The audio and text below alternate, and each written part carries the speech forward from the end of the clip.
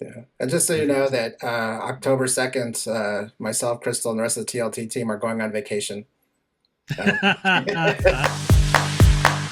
Hello, and welcome to Behind the Screens, IT at ND, the podcast that takes you behind the scenes of the IT solutions consultants at the University of Notre Dame. Here, we explore the challenges they face, the innovative solutions they provide, and the tips and tricks that can help you make the most out of your technology. I'm Deanna, IT support technician with the service desk. And I'm Scooter, Director of Information Technology for the College of Arts and Letters. We're thrilled to have you with us today.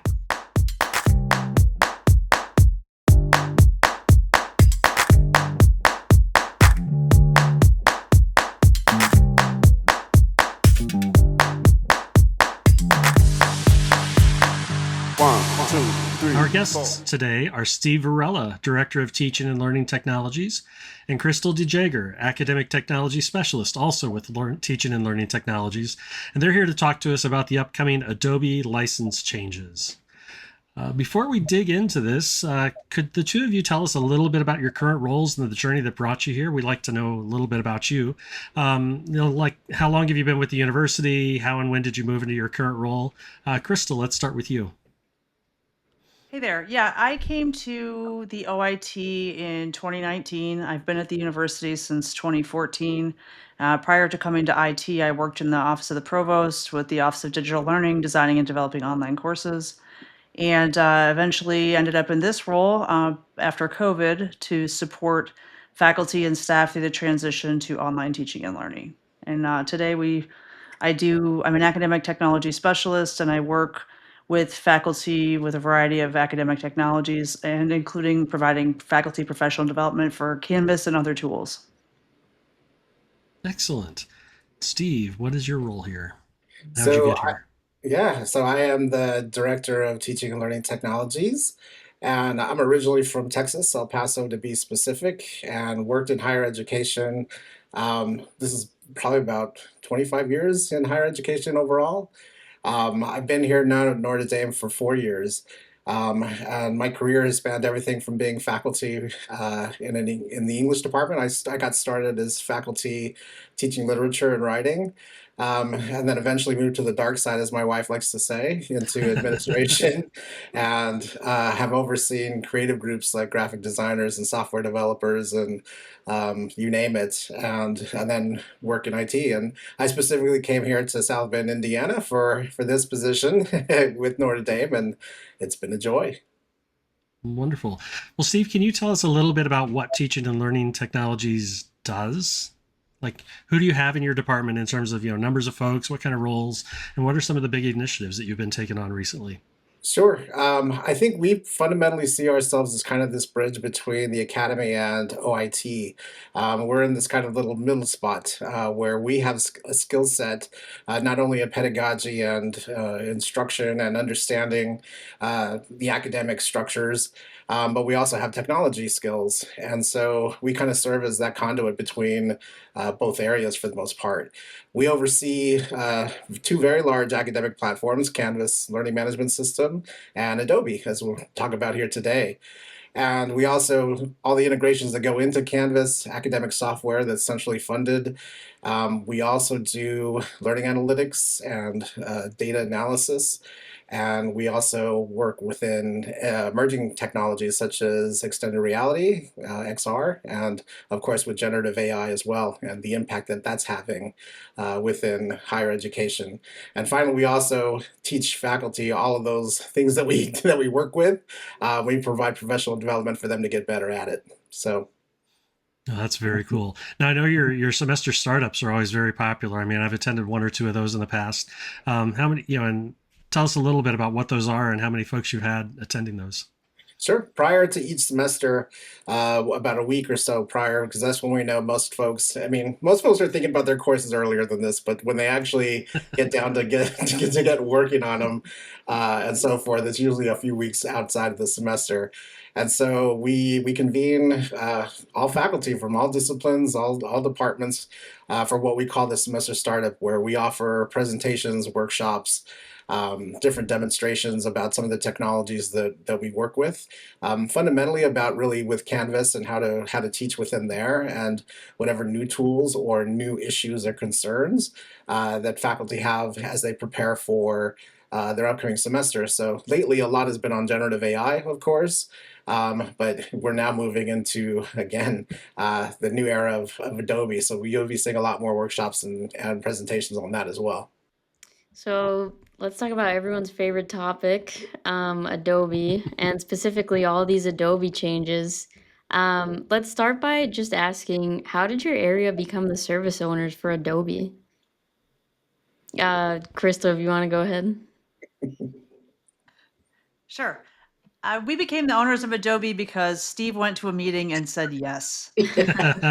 And It's uh, better than not attending a meeting and being given the chair of something, right? I mean, that happens too. yeah, that's fair. I think one of the positions here is just to look at Adobe as a broader suite of tools and to think about its potential uses for teaching and learning. There are ways that we can expand digital literacy and how people are, teaching in the classroom. And we really thought that this was an opportunity to leverage these types of tools that we already have on campus for that purpose. And as soon as Steve made a suggestion along those lines, it ended up being now within our group. And Steve, what made you say yes? Well, like Crystal, like Crystal mentioned, for the most part, I think we have always seen Adobe as really a teaching and learning tool. As much as people use it administratively, we know that there's great value in terms of teaching and learning. And this is, it was kind of a hot potato of a software too. There was, when people mention this, it's not with always the most positive initial reaction to it and stuff. And I feel like we also are the right group to turn that around in a lot of ways because we're positive, happy people. And we also see that it being a very useful tool in the academy along with the administrative part. So part of it was I didn't necessarily jump up for joy and say, please give it to us. But at the same time, I think we're very, very happy that we now have it under our portfolio. So, Steve, do you guys hand out bumper stickers like "I Heart Adobe" or something? Because I don't see very many of those. No, we're not there yet. Okay. Not yet. So you're not going to find that bumper sticker on my car, but No, we need to get past this transition, I think, for a little while, yeah, and have people trust us with the software again, and yeah. all the good things that we definitely can show them with. But no hard Adobe's stickers or T-shirts. So, what exactly is changing with Adobe? Can you just outline the main points and what we can expect? Basically, we were in a contract renewal process. And in our old contract, the way that Adobe did licenses, what they basically did with higher education was they gave everyone the Creative Cloud and you were good. And so we have a whole campus that was used to having Creative Cloud, the entire suite of tools in their license. And what we have learned over the last year or so that we've been managing this system, and what we've learned from people that we've spoken to about this, is that a majority of the use case is that people are using Adobe Acrobat Professional out of the entire suite of tools. That one gets the most use. And when we approached Adobe to talk to them about this, they said, yeah, we're restructuring our licensing model for higher education. And we're going to offer, 3 different types of licenses in any agreement moving forward. So a lot of the license structure is driven by Adobe saying this is how we're going to sell licenses out to higher education now. And the transition that we are in the middle of is really about, conforming to the new license structure that Adobe has, which is that we moved essentially from one license to Adobe Acrobat Pro being its own license, Adobe Creative Cloud being its own license, and Adobe Express being its own license. And talking about Adobe Express, what is it and what's it good for? Why is it exciting that it's coming?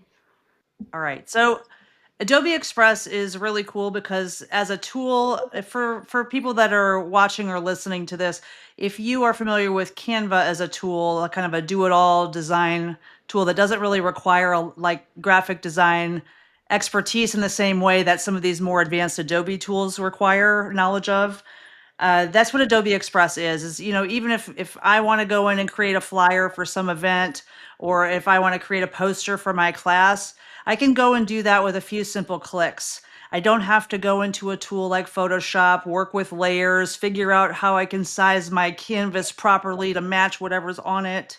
I don't have to know those advanced features and functionalities. So it's an easy, accessible, all-in-one sort of tool. So it's something that you can use to make Christmas cards for your department. If you're into marketing and that's the sort of thing that you're doing, you can advertise events. I really like to use it in our teaching and learning space. We can talk to people about how to create course images for your course in Canvas, or how to create a profile photo that you can then use in Canvas to represent you on that platform. So those are a couple of ways that we've tied some of that into teaching and learning. But it also has a lot of all the things that are very complicated to do in Photoshop and there are other Photoshop and not InDesign, but Illustrator. Illustrator, excuse me. Yep. All the complicated things that you can do in Photoshop and Illustrator, some of those key functions have been simplified in Adobe Express. So like removing a background or changing image size, things like that. It makes it really easy to do.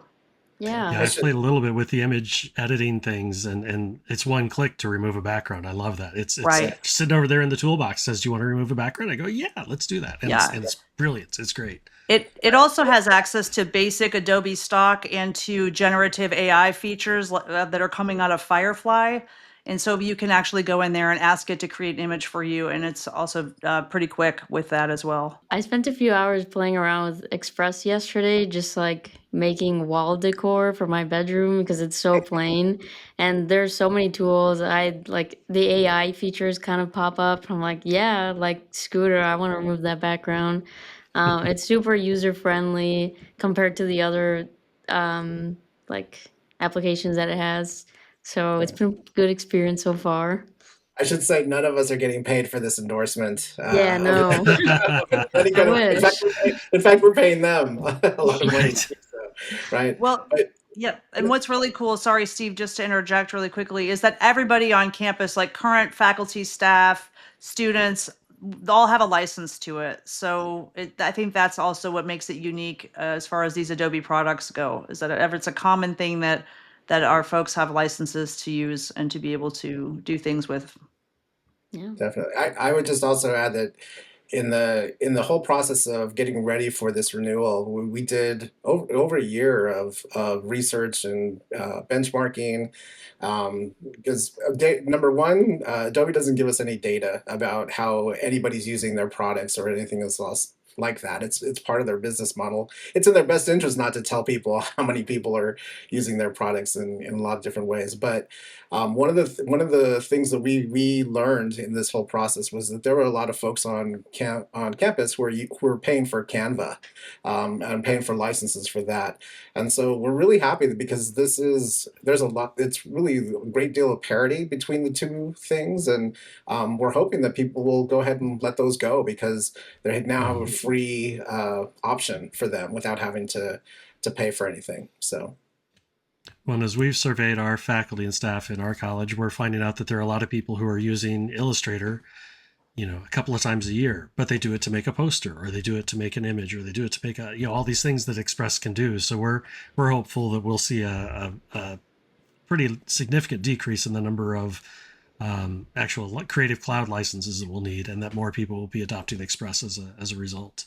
Yeah, Yeah. I think you touched on a huge thing, Scott, and that's really what one of the things we're trying to get across is just user education, right? The fact that because a lot of people thought that using Acrobat or Express was synonymous with using Creative Cloud, the entire suite, and they really kind of need to understand the distinction between the three, right? And so what we're trying to do currently in the process is really kind of say what exactly do you want to do with the Adobe products, right? And if it's PDF based, you're probably just going to need Acrobat. If it's more along those marketing and kind of small multimedia kind of projects, it probably is Express. And only when you're really doing the deeper dive in terms of really kind of extensive media projects will Creative Cloud really be necessary. So we're hoping to encourage a better understanding of the three different buckets that they can choose from. Yeah. Can one of you speak about shared device licenses and maybe how that's improved or changed? Yeah. That's Crystal's favorite topic, so I'm going to give it to her. Okay. Yeah, so in addition, now, while not everyone qualifies for a named user license in our current contract agreement, we do have a shared device licenses. Most of those are deployed on computer labs throughout campus or computer classrooms. I know in DeBartolo Hall, 228 and 331 have, those are computer classrooms which have the Creative Cloud Suite installed. And anybody who is staff or faculty or student can access the applications in those locations. And previously, what had happened with our shared devices was that they somehow, in order to get access to a shared device, you had to also have a named user license for Adobe, which meant if I went to log into a machine but I didn't have an Adobe license, I would get an error and that would be really frustrating. I would have to file a ticket, or I might get too frustrated and just say nothing and move on, which I think has happened to a few people in the past several years. We recently made a change where now that's not required. People will be able to access, and basically it's functioning like a shared device license should function. So we've now addressed some of those underlying issues with the help of our colleagues in identity management, and are now able to ensure that people can get access to that those products in those locations. So shared device licenses are also available for shared workstations. So if you have a computer that sits in your department or unit and many students or many people are using that for work-related responsibilities, it's possible to request a shared device license. We're still building the request process for that, but we're doing that to help us sort of shore up our understanding of endpoints and where things are deployed. Oh, nice. And I want to touch on students for a little bit. So I don't know how it is now, but like students typically have to use a lab computer to get access to Adobe. Is anything being changed in that regard, or what's different with students? So everyone will still have access through our computer classrooms and labs for the full Creative Cloud Suite. Those remain anywhere that the currently shared device licenses are pretty much available. They're still going to be available there. We're just doing better at really tracking and understanding where they're going, and and again, even defining what shared devices mean. I think the bigger thing, though, for students is, and that we're really excited about, is they previously had access to Adobe Express, but we were on the wrong license actually for many years here. And so the new license that we're moving towards is the correct one, and it's a premium license. And so there's a lot more features and opportunities for them, and it's completely at no cost. And in addition to that, there was a real lack of awareness by students for that they had access to this in the first place. So we're excited to be able to share this with them and say it's available. You can use it now. And tied in with that, as we mentioned very early on, we see this as a teaching and learning tool. So we're hoping more faculty will start designing assignments and integrating this into their curriculum so that they can have more project-based learning and different ways of assessing and showing their learning. So it's providing this access is huge on a lot of levels. I was just going to ask as a follow up, what about Creative Cloud licenses for students? So Because they haven't had that before, right? they have not, and unfortunately, they still don't. Not the full Creative Cloud Suite, except in the labs and computer classrooms. Those are the main places where they can access it. Adobe Express is going to be their main way to get the kind of multimedia tools and access.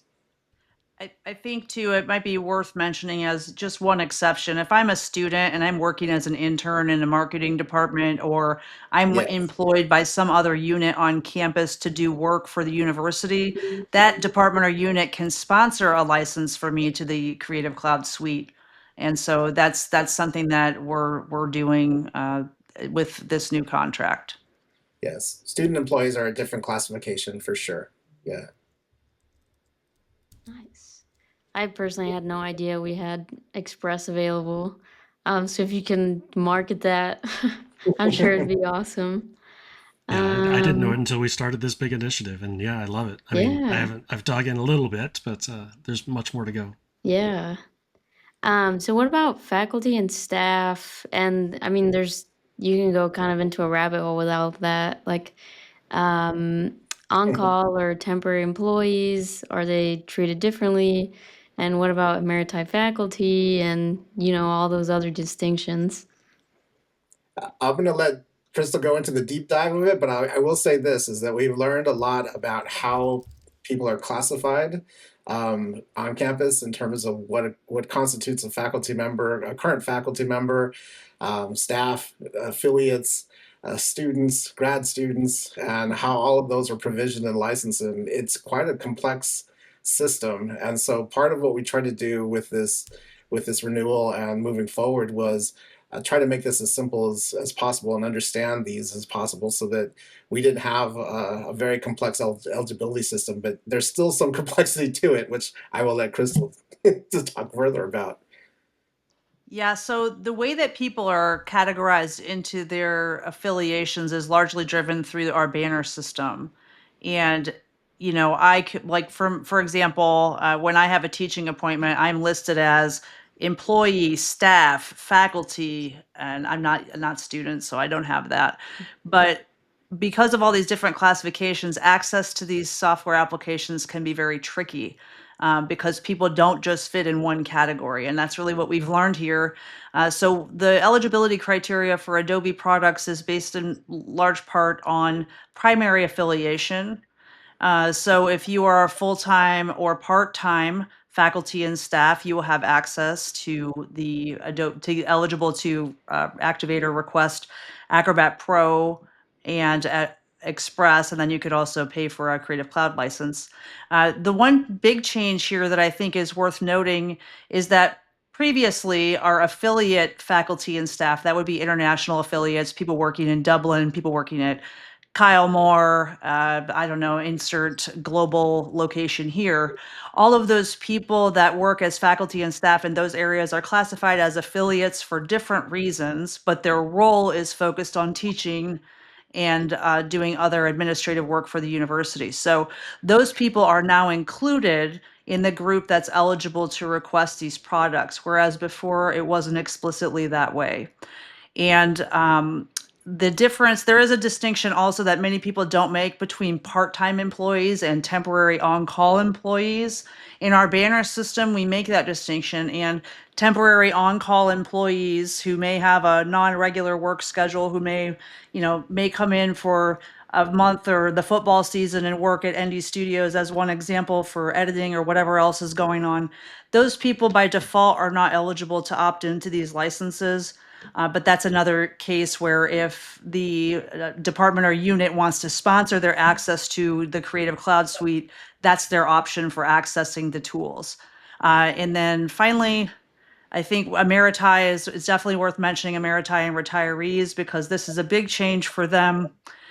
Previously, I think people were just lumped into the license, the old license, and now, especially with looking at sort of more of a focus on finances, what the types of things that we can control regarding licenses, being able to manage the products, we've decided that, not we personally, but it has been decided that these folks will have to apply for and get departmental financial sponsorship from a department or unit, through which they're doing some work related to the institution. So that's a change for them. It's right now it's $120 for cost for the annual license.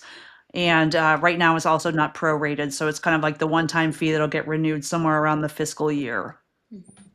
I think we forgot to mention in detail too. So currently for faculty and staff, Acrobat and Express are no additional cost to them. If someone wants the full Creative Cloud Suite, that is $120 annually.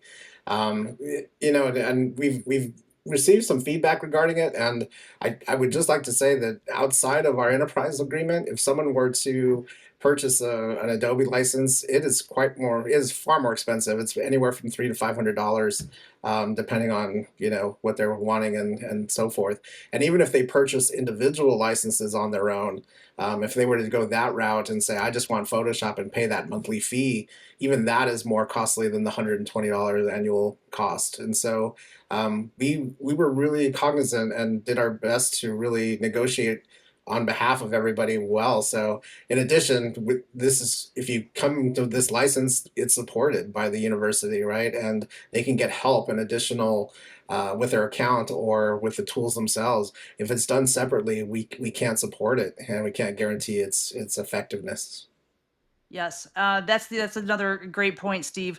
Anybody who goes outside of the enterprise agreement and establishes a personal account, even if they're using their Notre Dame domain email address, they still will not be supported by OIT. However, it is still an option for them to do that. So if they either don't fit in one of these eligibility buckets and can't get somebody to pay for their Creative Cloud license, it is possible for them to have a personal account that is, I'll leave it up to Adobe to decide this, but is likely eligible for the educator cost rate that they offer. And you can also buy Adobe Acrobat alone by itself at the EDU rate if that's something that you feel like you need, but that the university is not providing for you. So it's definitely possible. I think there are a lot more avenues to access Adobe than maybe previously. And that I don't know that that's going to be until the end of time that that's offered that way. But right now we don't operate with domain enforcement on our account for many reasons. And this is just one of the affordances of not having that on, is to allow others to be able to access these tools. So, what do existing faculty and staff have to do to request a new license, whether it's for Creative Cloud or do they have to do anything for Express or for Acrobat Pro?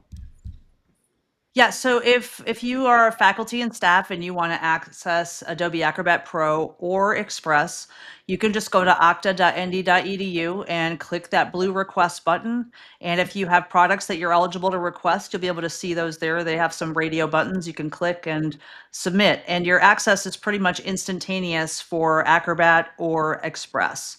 If somehow you get an error, that just means that you should report that to us, and it might mean that you don't meet the eligibility criteria. But if you go to the service desk, submit a ticket to the service desk, we can make sure that we can help you through that situation.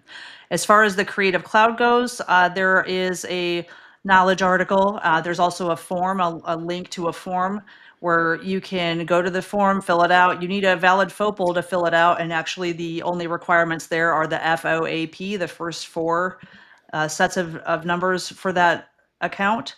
And once you submit that, then our finance office processes it. It's about a 2-hour delay from the submission of the form to your license assignment, regardless of when the payment gets processed, because once they have a valid FOPL, they know that they can proceed. And then you'll get a message from Adobe that says, hey, welcome to Adobe, and it has some additional instructions for how to access. And that is also true of the Acrobat Pro and Express licenses. You get a notification. Yeah. We've been It's communicating extensively through email and stuff, but we also know that people get a lot of emails, and so, but if they recheck or anything, they can see the communications that's happening with Adobe, and the links are directly within there for them to be able to access this. And of course, if they don't see that or need something, they can just submit something to the service desk, and we can get them squared away. So let's talk about existing users for a moment. So I've got an Adobe Creative Cloud Suite license right now, and I've been taking advantage of the Adobe Cloud storage. And I'm going to go ahead and fork out the $120 for a license starting October 1st. Do I need to do anything with my data that's out there in Adobe's cloud storage? So one of the big things that we're very happy about that we were able to work through this as we're going through the transition is we were able to protect people's storage. So anyone who has storage out there currently, it'll still be available for them. And even if they don't opt in directly by our October 1st deadline or so, the storage things will still be available for a little while after that as well. So we can ensure this. We basically, IAM has really helped us and kind of created a space that we're kind of affectionately Adobe Purgatory, where they're in the system, but they're not necessarily assigned to a license. And by being in this space, it enables us to maintain their storage for them until they claim it. This is probably very, very important for us to emphasize, though. We are strongly encouraging folks not to use Adobe for their storage needs for these artifacts, especially if it's things that they feel are very valuable to them or they need over and over again. As you know, storage itself is at a premium everywhere in terms of different software, and the days of unlimited storage are far gone for the most part. And so, if there's something of value to them, an artifact that they've created, we always really recommend that they download a copy for themselves, a file for themselves separately from this, just so that they're not relying on Adobe to keep it there for them forever. For the most part. The other part of this is Adobe doesn't make it very easy for people to download their files in the first place, and so they have to do so one at a time.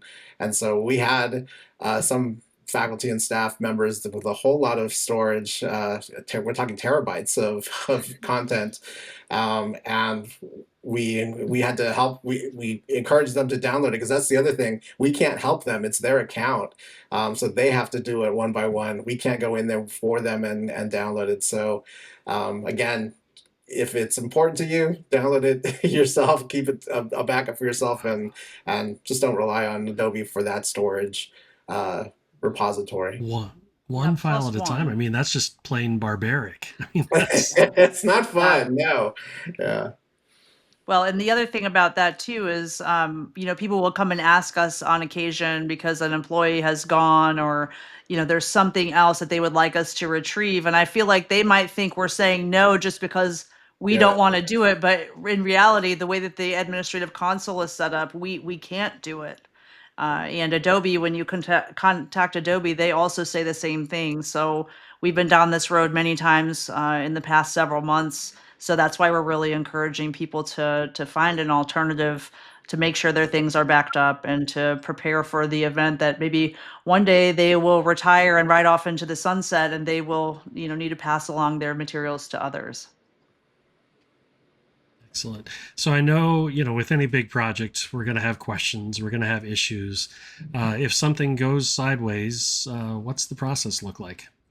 So if you have issues, I understand that you might know myself or Steve or another member of our team, but it's really helpful for us if you send all of that through the service desk. They are very prepared to be able to address tier one issues. The like, hey, I don't know where I go to get XYZ thing.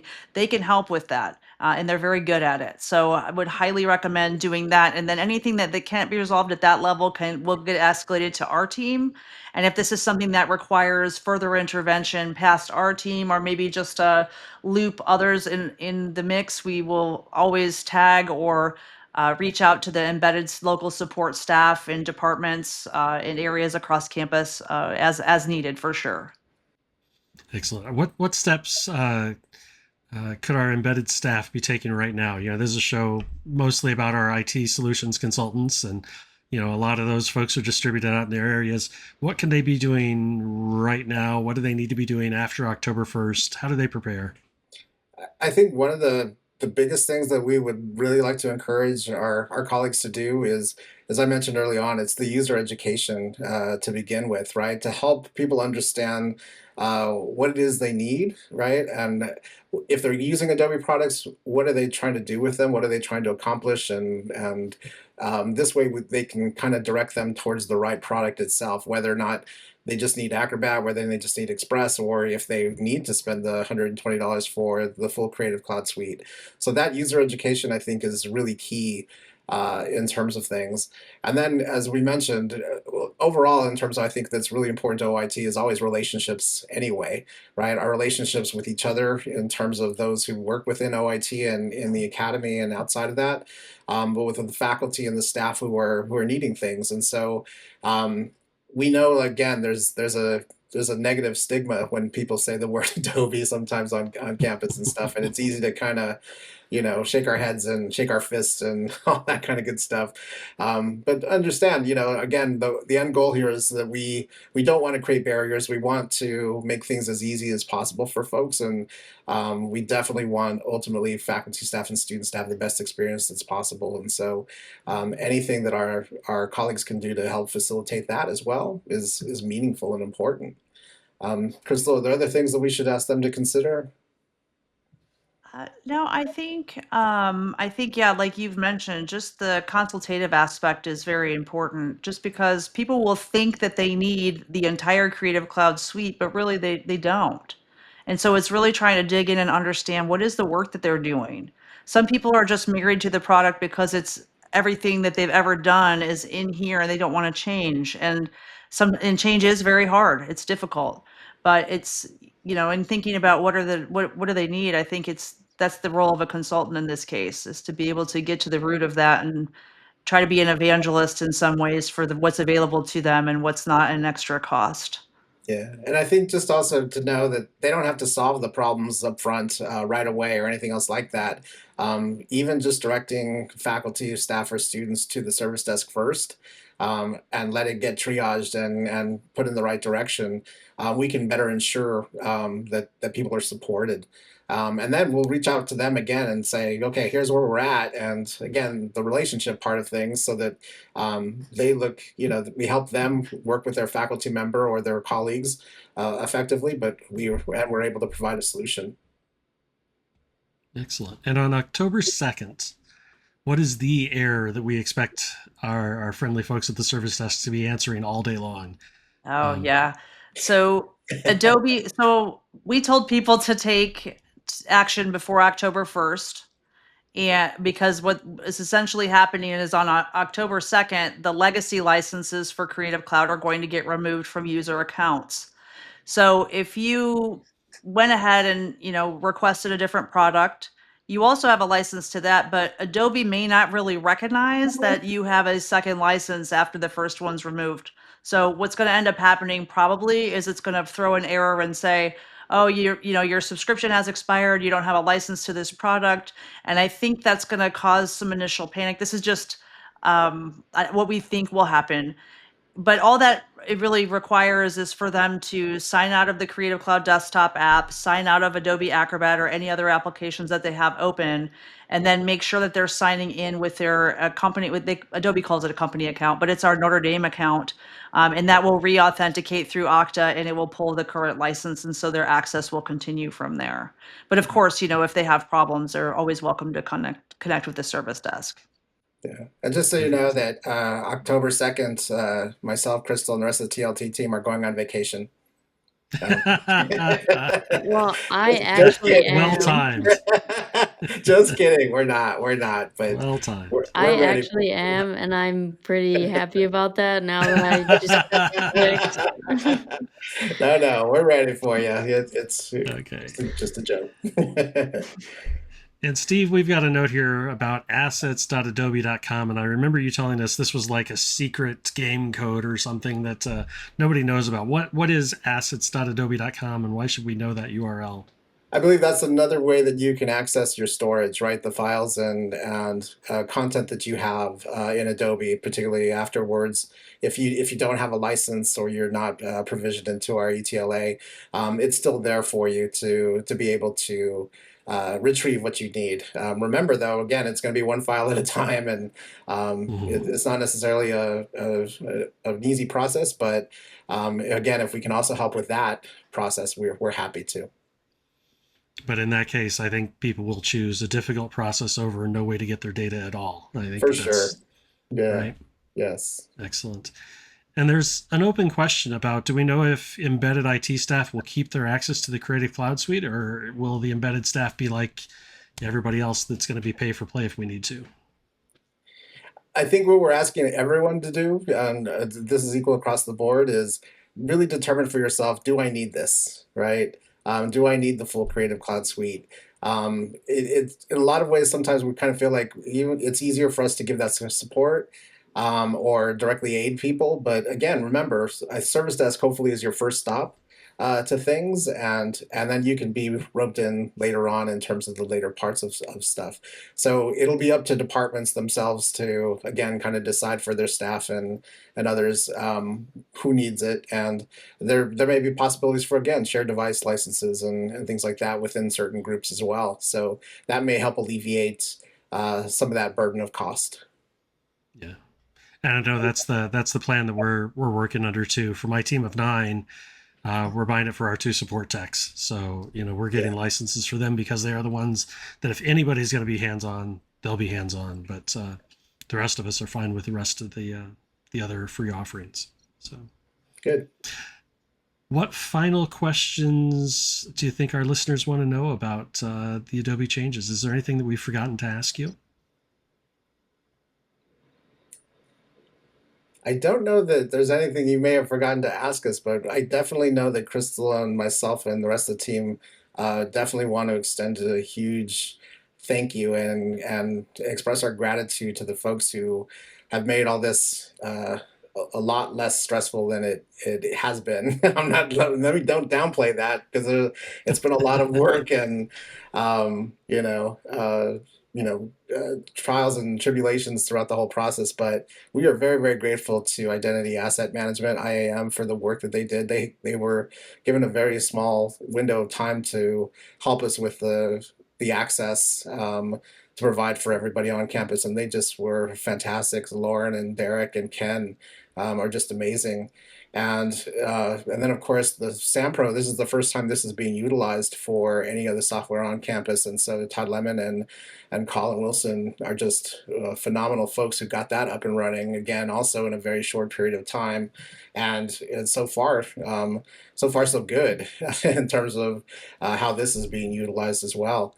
And then within our team, we have communication folks. We have Lisa, we have Krista, and we have to give total shout out to our fearless leader Dan Skenzel, who has kept everything rolling throughout all this and helped us keep our sanity.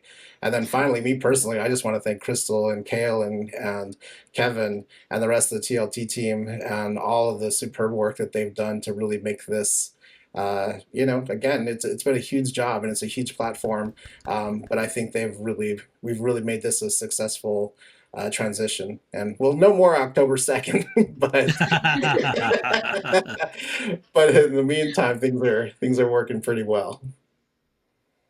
Yeah, and the other thing I would add is if you have questions about it, whether you're in IT or whatever your role is as a listener to this podcast, please reach out to us. Please connect with us. We are happy to help. We're not Adobe avoidant, and we're really want you to have what you need to be successful. So please do reach out to us if you have any questions at all. I think that's my new bumper sticker now. Adobe avoidant. I love it. No. You need Yours the is I love Adobe adjacent. Adobe. Yeah. Adobe adjacent. Okay, it's time for Consultant Quirks, where we ask our guests a few fun rapid fire questions. And we copied what Tracy and Jamie did a while back, where they each chose each other's questions. That was too much fun. Yeah. Crystal, what do you want to know about Steve? Oh, well, so Steve, I want to know if you could have dinner with any person, real or fictional, living or dead, who would it be and why? So that is a great question, and I would typically go straight to famous musicians because I'm a big music nerd. And so when I thought about this, it was all about like Jimi Hendrix, someone from the Beatles, right? John Lennon, something like that. But if I'm going to be 100,000% honest, one of the things I really miss in my life, because of all my extended family and my family's in El Paso, I really miss Sunday dinners with the whole family. And so if that's where I really would like to have, regardless, with my grandparents and everybody else kind of joining in with that. And if Jimi Hendrix can join that dinner, that'd be cool too. But ultimately, it's about the friends and family and having that really large feast available, and the wonderful conversations that we've had on those Sundays. And so that would be for me. Yeah. Love it. What else would you like to know about Steve? All right, Steve, what is the last TV show that you binge watched? So that is a great question too. The most recent one that I've been watching a lot of Apple TV for some reason.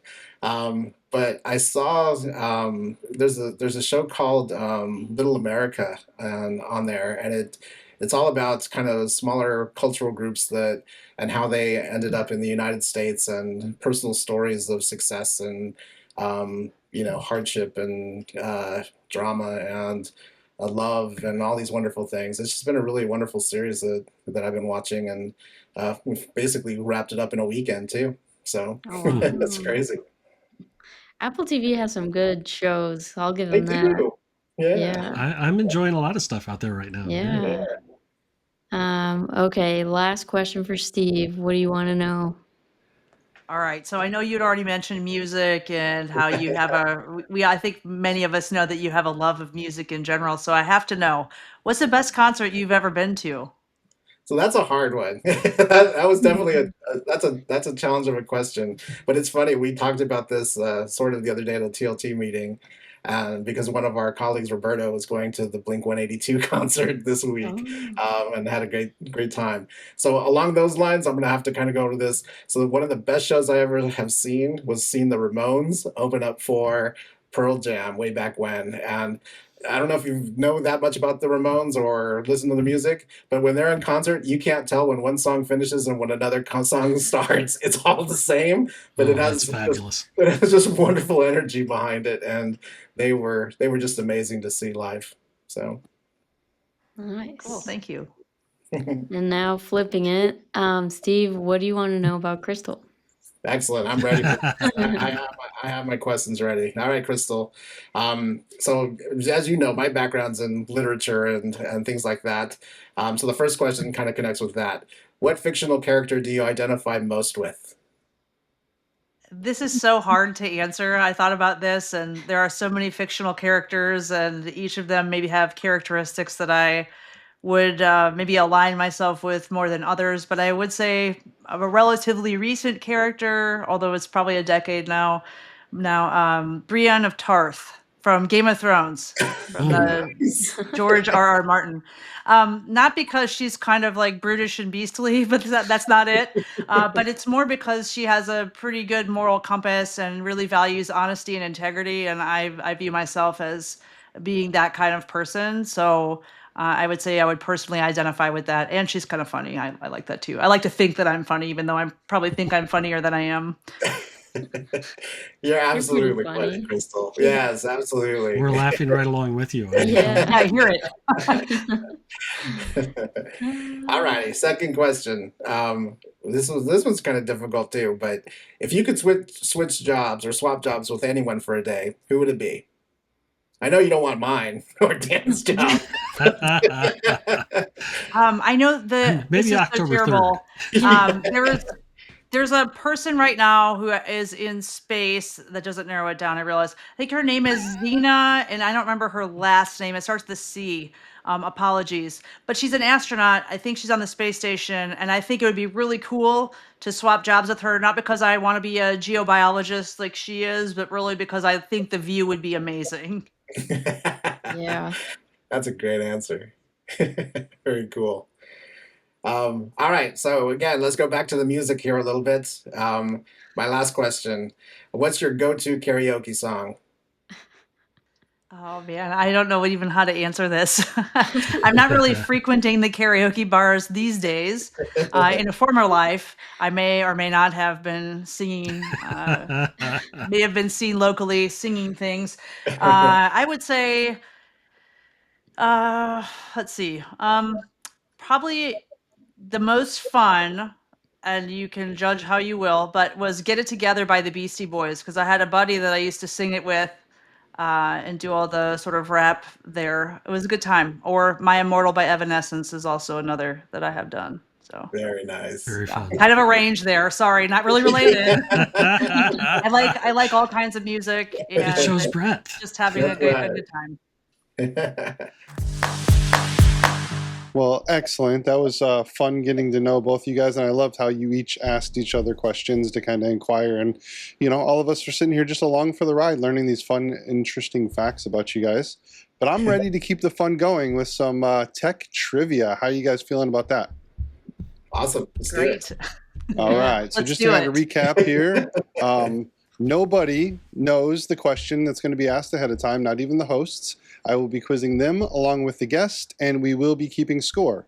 At the end of this, we will find out who is tech savvy or who might need a little bit more screen time. So to recap a little bit, the score total right now, Scooter is still in the lead with 5 points. Deanna has 2 points, along with Still. 1 point contributing to the guests. The guests are right behind Scooter with 4 points. And with the conversation that we had last time, Scooter came up with the idea that if nobody gets the questions right, I get the points. So I actually have 2, because the last 2, nobody has gotten correct. But you So it know kinda the even out. answers. Well, I know the answers, Well, but I'm he's not not answering them. answering it. It's just that we're not getting it Yes. right. Ugh. Okay. There's a So this is your guys' time again for the guests, Steve and Crystal. If you guys get this right and Scooter gets it wrong, he will be taken down as champion.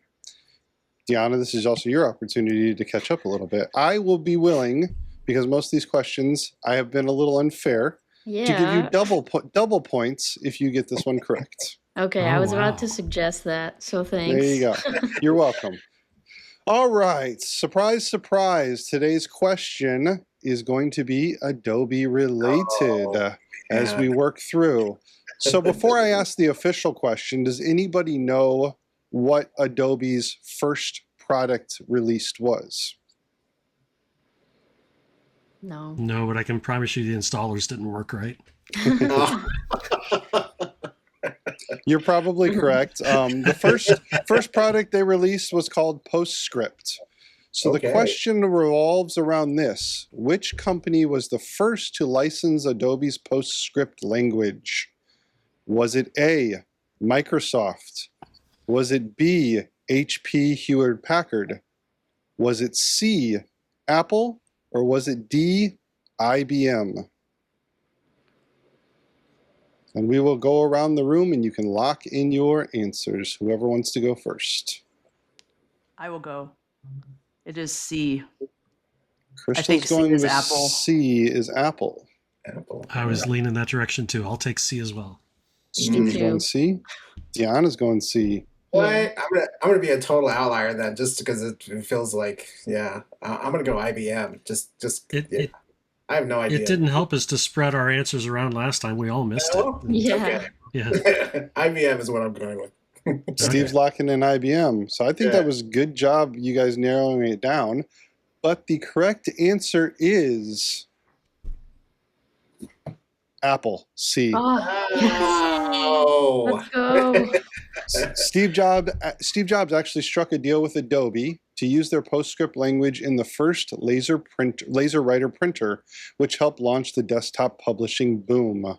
And then later, Steve and Adobe got into a quaff with each other because Adobe was actively recruiting from Apple when they had an agreement that they were not supposed to. So Steve was like, if you're going to recruit from us, we're going to start recruiting from you. And then tensions arose. So I blame this on why Adobe is the way Adobe is going forward and being so stingy with all their deals. There you go. Yeah. That seems possible. Yeah.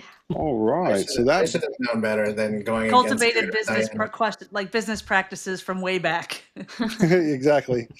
So Scooter, that brings your total up to 6. Deanna, with your double points, you got 4. You're in the game. The guest, because one was right and one was wrong, will get an additional point at 5, and I'm not awarded anything different because you guys got actually questions answered this time. So great job. Yay. Thank you so much, Steve and Crystal. It's been a pleasure chatting with both of you. Yeah, thank you. Thank you for having us. If you've got someone you'd like us to interview, just email those ideas to btspodcast@nd.edu.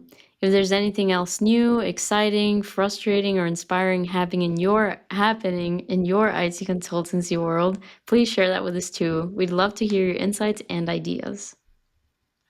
Next time, we'll speak with Beth Paget, IT Solutions Specialist, and Neil Kovach, IT Solutions Consultant, supporting the Division of Student Affairs.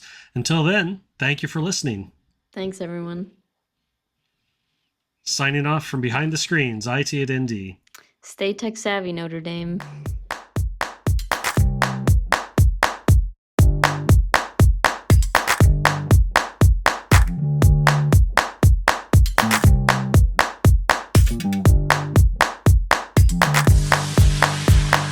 1, 2, 3, 4.